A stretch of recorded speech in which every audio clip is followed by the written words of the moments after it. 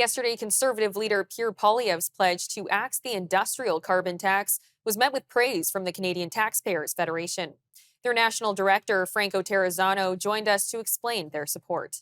Poilievre is right to oppose the hidden industrial carbon tax that makes everything more expensive and costs Canada jobs.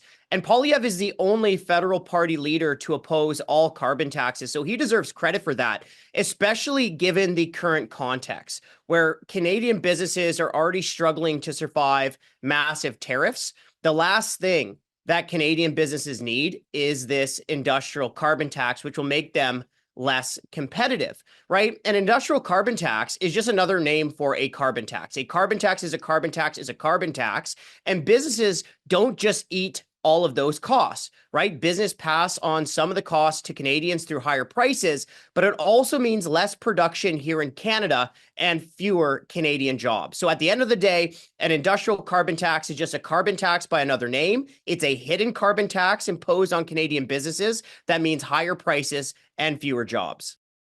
We also asked Franco about the overall cost of the industrial carbon tax and Prime Minister Carney's stance.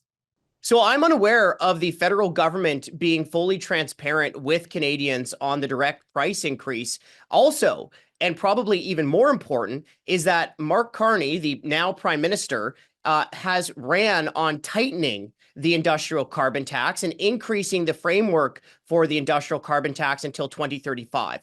But Carney has not been transparent with Canadians about how much that will cost at the gas pump or on their heating bill. And we know it's not zero. Canadians understand that an industrial carbon tax is still a carbon tax on Canadian consumers and workers. Now, we do have a Leger poll that the Canadian Taxpayers Federation commissioned, and only 12% of Canadians believe Carney that businesses will pay most of the cost of an industrial carbon tax, while 70% of Canadians say the cost of the industrial carbon tax, most or some of the costs, will be passed on to consumers through higher prices. And, Canadians are right to understand that an industrial carbon tax is still a carbon tax on Canadians, because when you carbon tax refineries, that makes gas more expensive. When you carbon tax utilities, that makes home heating more expensive. And when you carbon tax fertilizer plants, that increases costs for farmers, and that makes groceries more expensive.